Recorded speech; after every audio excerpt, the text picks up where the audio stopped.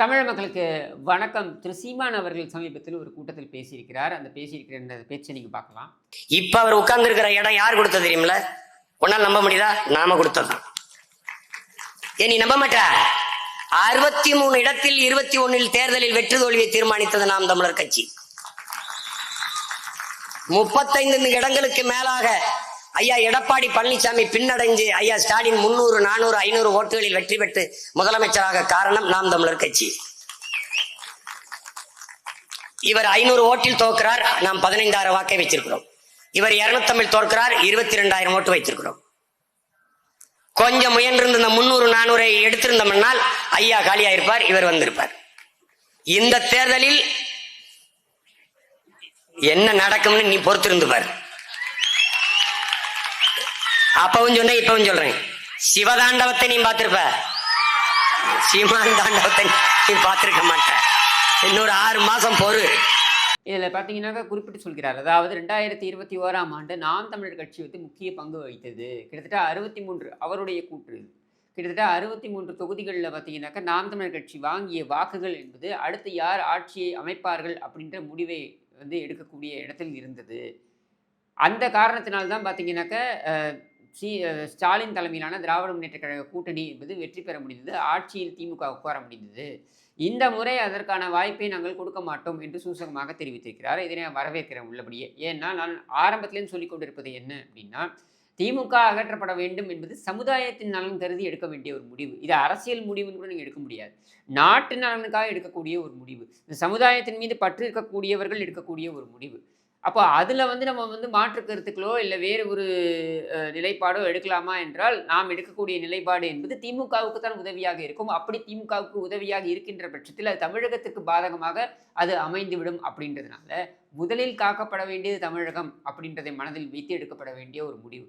ஒவ்வொரு கட்சிக்கும் ஒரு தனித்துவம் இருக்கும். ஒவ்வொரு கட்சிக்கும் ஒரு நிலைப்பாடு இருக்கும். முக்கியமாக நாம் தமிழர் கட்சியை எடுத்துக்கிட்டிங்கனாக்கா, அவங்க சமரசம் இல்லாமல் அவர்களுடைய பயணத்தை தொடர்ந்து வந்திருக்கிறார்கள் அப்படின்றதுல மாற்று கருத்தே இருக்க முடியாது. அப்போ சமரசம் இல்லாமல் தொடரக்கூடிய அந்த பயணம் என்பது இதனால் அவர்களுடைய தனித்துவத்தை அவர்கள் இழந்து விடுவார்களோ அப்படின்ற ஒரு ஐயப்பாடு வரலாம். என் சீமானுக்கே அந்த யோசனை இருக்கலாம். அதாவது, நான் சமரசம் இல்லாமல் சண்டை போடுகிறேன், திராவிட இயக்கங்கள் எல்லாவற்றையும் நான் எதிர்க்கிறேன், சமரசம் இல்லாமல் எதிர்க்கிறேன். அப்போ என்னுடைய அந்த சமரசம் இல்லாத சண்டை என்பது ஏதோ ஒரு இடத்தில் நான் கூட்டணி வைத்து விட்டால் அது என் மீதான அந்த மதிப்பு, அந்த நன்மதிப்பு என்பதனை குலைத்துவிடும் அப்படின்னு அவர் நினைக்கக்கூடியதை என்னால் புரிந்து கொள்ள முடிகிறது. அது நியாயமும் இருக்கு, இல்லைன்னு மறுக்க முடியாது. ஆனால் இங்கே நம்ம கூர்ந்து கவனிக்க வேண்டியது, திமுக செய்கின்ற இந்த நாசகார ஆட்சி, இந்த ஆட்சிக்கு நாம் வந்து நேரடியாகவோ மறைமுகமாகவோ நாம் ஆதரவாக இருக்கக்கூடாது அப்படின்றத நம்ம மனதில் அழுத்தமாக அதை நிறுத்தி கொள்ள வேண்டும். ஏன் அப்படின்னா, முன்னாடியெல்லாம் இலைமறை காயாக செய்து கொண்டிருந்த விஷயங்கள் கூட இன்றைக்கி வெளிப்படையாக பகிரங்கமாக செய்யக்கூடிய நிலைக்கு தள்ளப்பட்டிருக்காங்க. நாம் தள்ளப்பட்டிருக்கோம், அவங்க தள்ளப்படல, நாம் தள்ளப்பட்டிருக்கோம். அவங்க துணிச்சலாக அதை செய்கிறாங்க. நாங்கள் எங்கள் பக்கம் எண்ணிக்கை இருக்கிறது அப்படின்னு சொல்லி வைத்து நாங்கள் என்ன அடாவடியை வேண்டுமானாலும் செய்வோம், எங்களை யாரும் கேள்வி கேட்க முடியாது. ஏனென்றால் எங்கள் பக்கம் கூட்டணிகள் இருக்கிறது, எங்கள் பக்கம் எண்ணிக்கை இருக்கிறது அப்படின்றத வந்து எடுத்து பேசுறது இருக்கு இல்லையா? இது ஒரு அபாயகரமான ஒரு சூழ்நிலை. இந்த சூழ்நிலைக்கு நாம் வந்து துணை போக போகிறோமா? நாம் எடுக்கக்கூடிய முடிவு கட்சி நலன் கருதியே இருக்கலாம். ஏன்னா சீமான் அவர்கள் வந்து ஒரு கட்சியுடைய தலைமை ஒருங்கிணைப்பாளர் என்று பார்க்கும் பொழுது அந்த கட்சியுடைய தொலைநோக்கு பார்வையுடன் தான் அவர் அதை எதிர்கொள்வார். அவர் 2026 தேர்தலை மட்டும் மனதில் வைத்து அவர் எதிர்கொள்ள மாட்டார். இன்னும் சொல்ல வேண்டும் என்றால், நாம் தமிழர் கட்சி எதிர்கொண்ட முதல் தேர்தலிலிருந்து ஆரம்பித்து அவர்கள் பார்த்தீங்கன்னா, நீ போடாம்போ, ஆனால் நான் உனக்காக எப்பொழுதும் குரல் கொடுப்பேன் என்று சொல்லக்கூடிய ஒரு இயக்கமாகத்தான் அந்த இயக்கம் இருந்திருக்கிறது. அதெல்லாம் மாற்று கருத்தே கிடையாது. ஆனால் இன்றைக்கு இது வந்து தமிழகத்திற்கு வாழ்வா சாவா என்கிற ஒரு போராட்டம் போன்ற ஒரு நிலை தான் ஏற்பட்டிருக்கிறது. இதில் நீங்கள் திமுகவை மற்ற எந்த கட்சியுடனும் நீங்கள் பொருத்தி பார்க்க முடியாது. அப்போ திமுக அகற்றப்பட வேண்டும் என்பது ஒற்றை நோக்கமாக இங்கே எல்லோரும் ஒரு புள்ளியில் சேரக்கூடிய ஒரு இடமாக இருக்க வேண்டும். அப்படி சேரக்கூடிய இயக்கமாக, அதில் முதன்மை இயக்கமாக நான் பார்க்கக்கூடியதுன்னு பார்த்தீங்கன்னாக்கா, தேர்தலில் தங்களை நிரூபித்துள்ள இயக்கம். விஜயோடைய இயக்கம் இருக்குது. விஜயோடைய இயக்கம் அது எவ்வளவு வாங்க போகிறாங்க, தேர்தலில் வாக்குகளை பெறப்போகிறார்கள், அவர்களுக்கு எவ்வளவு செல்வாக்கு வரப்போகிறது என்பதெல்லாம் வந்து அந்த தேர்தல் முடிவு வரும்பொழுது தான் நமக்கு தெரியும். இதுவரைக்கும் அவர்கள் எந்த தேர்தலையும் சந்தித்தது கிடையாது. மறைமுகமாக சந்தித்திருக்கலாம். அதையெல்லாம் வைத்து நம்ம வந்து ஒரு அளவுகோலுக்கு வர முடியாது. விஜய் அனைவருக்கும் தெரிந்த ஒரு முகம், அதில் ஒன்றும் மாற்று கருத்து கிடையாது. தமிழ்நாட்டில் இருக்கக்கூடிய அத்தனை வீடுகளிலும் அறிமுகமான ஒரு முகம் விஜய், அதில் ஒன்றும் மாற்று கருத்து கிடையாது. ஆனால் அந்த செல்வாக்கு வாக்குச்சாவடி வரைக்கும் அது வருமா, கை கொடுக்குமா அப்படின்றது வந்து தேர்தலில் தான் நம்ம வந்து தெரிந்து கொள்ள முடியும். ஆனால் இங்கே பல தேர்தல்களை சந்தித்த ஒரு இயக்கமாக இருக்கக்கூடிய நாம் தமிழர் கட்சி, அவர்களுக்காக நான் ஏற்கனவே பல இடங்களில் பதிவு செஞ்சது தான் இப்போ திரும்பியும் பதிவு செய்கிறேன். 36 லட்சம் வாக்காளர்கள் அவர்களுக்கு நாம் தமிழருடைய சிந்தனை, நாம் தமிழருடைய அந்த கொள்கை, அந்த கோட்பாடுகள் இதையெல்லாம் முழுவதுமாக உள்வாங்கிக் கொண்டு ஏற்றுக்கொண்டு அதன் முகமாக அந்த கட்சியின் முகமாக சீமானை பார்க்கிறார்கள். அந்த கட்சியிலிருந்து யார் வெளியேறினாலும் அதையெல்லாம் ஒரு பொருட்டாக எடுத்துக்கொள்ள மாட்டார்கள் அப்படின்றத அழுத்தம் திருத்தமாக நான் பல இடங்களில் சொல்லி வந்திருக்கேன். அதே நிலைப்பாடை தான் இப்பவும் சொல்கிறேன்.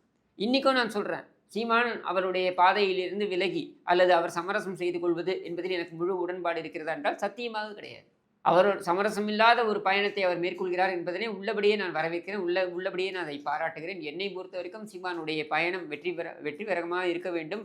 அவர் தமிழகத்திற்கு தேவையான ஒரு தலைவர் என்பதில் மாற்று கருத்தே கிடையாது. ஆனால் இன்றைக்கு இருக்கக்கூடிய ஒரு சூழலில் திமுக மீண்டும் ஆட்சியை பிடிக்கிறது அப்படின்ற ஒரு நிலை ஏற்படுமானால் தமிழகம் எந்த நிலைக்கு போகும் என்பதை நான் சொல்லி தெரிய வேண்டிய அவசியம் கிடையாது. இன்றைக்கு இருக்கக்கூடிய ஒவ்வொரு தலைவர்களும் எப்படி வந்து தனிப்பட்ட விதத்தில் தாக்குதல்களை எதிர்கொள்கிறார்கள் அப்படின்றது நம்ம எல்லோருக்குமே தெரியும்.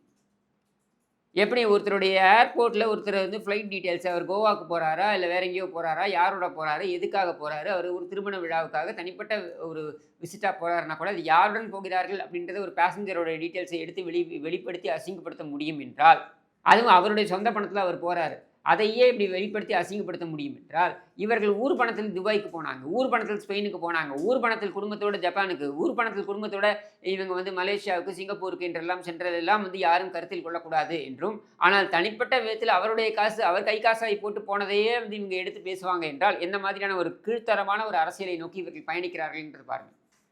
அதே மாதிரி ஒரு பெண்மணியை வைத்து சீமானை எப்படி தனிப்பட்ட விதத்தில் தாக்கி கொண்டிருக்கிறார்கள் அப்படின்றதையும் பாருங்கள். இதெல்லாம் தமிழக வரலாற்றில் நடந்திருக்கிறதா என்றால் இல்லை. இன்னும் சொல்ல வேண்டுமென்றால் ஒரு உளவுத்துறை மிக உயர்ந்த பதவியில் இருந்த ஒரு அதிகாரி அவர் ஸ்டாலினை பற்றி பேசும்பொழுது ஸ்டாலின் இருக்கக்கூடிய வீக்னஸ் என்று பேசி இதை நாம் பயன்படுத்தலாம் என்று சொன்ன பொழுது அப்பொழுது இருந்த முதலமைச்சராக இருந்த திரு எடப்பாடி பழனிசாமி அவர்கள் அதை நிராகரித்திருக்கிறார். வேண்டாம், அந்த மாதிரியான அரசியல் நமக்கு வேண்டாம் என்று. அப்படியான அரசியல் இருந்திருக்கிறது. இன்றைக்கு அது மாறி இருக்கிறது. இன்றைக்கு வீடியோ டேப், ஆடியோ டேப் என்று அரசியல்கள் மாறி இருக்கிறது, கேவலமாகி இருக்கிறது. அப்படி இப்படிப்பட்ட ஒரு கேவலமான அரசியலுக்கு மிக மிக முக்கிய காரணமாக இருக்கக்கூடிய கட்சி என்றால் அது திராவிட முன்னேற்ற கழகம்.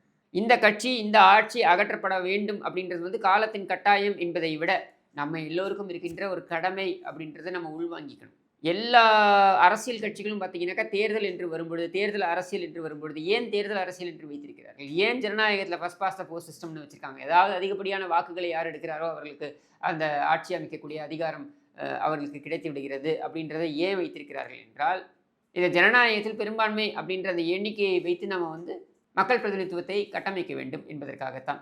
அப்படி அந்த மக்கள் பிரதிநிதித்துவத்தை கட்டமைக்கக்கூடிய இடத்தில் இருக்கக்கூடிய பொறுப்புள்ள கட்சிகளாக இருக்கக்கூடிய கட்சிகளில் முக்கியமானதாக நான் தமிழ்நாட்டில் பார்க்கக்கூடிய கட்சிகள் என்றால் அதிமுக, திமுகவை கடந்து நாம் தமிழர் கட்சி என்று சொல்வேன். தமிழகத்தின் 3வது பெரிய கட்சியாக உயர்ந்திருக்கின்ற நாம் தமிழர் கட்சி. அப்போ உங்களுக்கு பொறுப்பு இல்லையா? உங்களுக்கு தமிழ்நாட்டின் நலன் மீது அக்கறை இல்லையா என்றால் கண்டிப்பாக உங்களுக்கு இருக்கிறது. ஆனால் அந்த அக்கறையை நீங்கள் தேர்தல் அரசியலில் எப்படி நீங்கள் காண்பிக்கப் போகிறீர்கள்? எப்படி நீங்கள் வெளிக்காட்டப் போகிறீர்கள்? தேர்தல் அரசியலில் எல்லா கட்சிகளும் ஏதோ ஒரு இடத்தில் சமரசம் செய்து கொண்டு தான் ஆக வேண்டும், ஒரு வழியே கிடையாது. அதாவது நாட்டு நலன், தமிழகத்தின் நலன் என்பதனை பிரதானப்படுத்தி பார்க்க வேண்டும் என்றால், இப்போ ஒரு போர் வருது அப்படின்னா எதிர்கட்சி, ஆளுங்கட்சி எல்லாம் ஒன்றா சேர்ந்துக்கணும். ஏன்னா நாட்டு நலன் என்பதுதான் முக்கியம். ஒரு ஒரு ஒரு பேண்டமிக், பெருந்தொற்று, கோவிட் போன்ற ஒரு பெருந்தொற்று வருகிறது என்றால் எதிர்கட்சி, ஆளுங்கட்சி இந்த அரசியல்லாம் பண்ணாமல் எல்லாம் ஒன்றா செய்ய, ஏனென்றால் அதை எதிர்கொள்ள வேண்டும் என்றால் இந்த அரசாங்கத்துக்கு நம்ம எல்லோரும் உதவிகரமாக இருக்க வேண்டும் என்பதற்காகத்தான். அப்போ பொது நலன் என்பது நம்முடைய தனிப்பட்ட தேவைகள், நம்முடைய கட்சியுடைய நலன்கள் என்பதையும் விட அதிகமாக பார்க்கப்படுகிறது. அப்படி பார்க்கப்பட வேண்டிய ஒரு சூழலுக்கு இன்றைக்கு தமிழகம் வந்திருக்கிறது. இது எல்லாத்துலேயும் பார்த்தீங்கன்னா விஜய் கட்சி, சீமான் கட்சி, இவர்களை கடந்த ஒரு பொறுப்பு யாருக்கு இருக்குது அப்படின்னு பார்த்தீங்கன்னாக்கா பிரதான எதிர்கட்சியாக இருக்கக்கூடிய அனைத்து அண்ணா திராவிட முன்னேற்ற கழகத்துக்கு தான் இருப்பதாக நான் பார்க்கிறேன். ஏன்னா நீங்கள் தான் பிரதான எதிர்கட்சி. நீங்கள் இல்லாமல் திமுகவை அகற்றுவது என்பது சாத்தியமே கிடையாது. என்கிற சூழலில் நீங்களும் இதை கவனத்தில் எடுத்துக்கொண்டு நீங்களும் இதை வந்து இதற்கான முனைப்பை காண்பிக்க வேண்டும். எப்படி 98 ஜெயலலிதா அவர்கள் அனைத்து அண்ணா திராவிட முன்னேற்ற கழகத்தை மீண்டும் ஆட்சி கட்டில் அமர்த்த வேண்டும், இந்த நாசகார திமுக வீட்டுக்கு அனுப்பப்பட வேண்டும் என்பதற்காக தாயகம் சென்றார்கள். மதிமுகவுடைய தலைமை அலுவலகமான தாயகத்திற்கு சென்றார்கள். எனக்கு தெரிந்து கம்யூனிஸ்ட் அலுவலகத்துக்கும் போனாங்கன்னு நினைக்கிறேன். அப்புறம் மூப்பனார் அவர்களுடைய இல்லத்துக்கு சென்றார்கள். இதையெல்லாம் ஏன் வந்து அந்த ஒரு முக்கியமான கட்சியாக பார்க்கப்படுகின்ற கட்சி செய்கிறது என்றால் அவர்களுக்கு கூடுதல் பொறுப்பு இருக்கிறது. அந்த கூடுதல் பொறுப்பு அதிமுகவுக்கும் இருக்கிறது. அதனால என்னுடைய தனிப்பட்ட எதிர்பார்ப்பு சொல்றேன். இதுதான் அதிமுக செய்யப் போகிறது, இதான் செய்ய வேண்டும் என்று அறிவுரை கூறக்கூடிய இடத்தில் தகுதியோ எனக்கு இருப்பதாக நான் நினைக்கல. ஆனால் என்னுடைய தனிப்பட்ட எதிர்பார்ப்பை சொல்றேன். என்னுடைய எதிர்பார்ப்பு அனைத்து அண்ணா திராவிட முன்னேற்றக் கழகம், நாம் தமிழர் கட்சி மற்றும் விஜயுடைய அந்த தமிழக வெற்றிக் கழகம், பாமக, தேமுதிக போன்ற கட்சிகளை எல்லாம் ஒரு அணியில் கூட வேண்டிய அவசியம் இருக்கிறது. இதை செய்வதனால் இன்னொரு பெரிய பலன் இருக்கு. என்ன தெரியுமா? கூட்டணி கட்சிகள் என்று வைத்துக்கொண்டு நாங்கள் 4% வச்சுருக்கோம், நாங்கள் 3% வச்சுருக்கோம், நாங்கள் 5% வச்சுருக்கோம்னு சொல்லி பேரம் பேசி, அது ஒரு அடாவடி ஆட்சியாக இருந்தாலும், அது ஒரு கேடுகட்ட ஆட்சியாக இருந்தாலும், நாங்கள் அவர்களுடன் தான் பயணிப்போம் அப்படின்னு விலை போய் உள்ள தலைவர் இருக்காங்க பாருங்க. நம்ம காங்கிரஸ் கட்சியோட செல்வ பெருந்தகை, விசிகாவுடைய திருமாவளவன், மதிமுகவுடைய வைகோ, கம்யூனிஸ்ட் தலைவர்கள், இவர்கள் எல்லோரும் டெபாசிட் கூட வாங்காத நிலைக்கு தள்ளப்பட வேண்டும். அப்படியான சூழல் இங்கே எழ வேண்டும். அந்த சூழல் எழ வேண்டும் என்றால் இவர்கள் எல்லோரும் ஒன்றாக திரள வேண்டும் அப்படின்றதுதான் நாம் பார்க்கக்கூடியது. என்னுடைய எதிர்பார்ப்பு அதுதான். அது நடக்கும் என்கிற நம்பிக்கை எனக்கு இருக்கிறது. ஆனால் அதற்கு அனைத்து தரப்பும் விட்டு கொடுத்தல் அப்படின்றதுல சமரசம் இல்லாமல் செயல்பட வேண்டும் அப்படின்றது தான் நான் கோரக்கூடியது. அந்த நாள் வரும் என்கிற நம்பிக்கை இருக்கிறது என்று கூறி விடைபெறுகிறேன். நன்றி, வணக்கம்.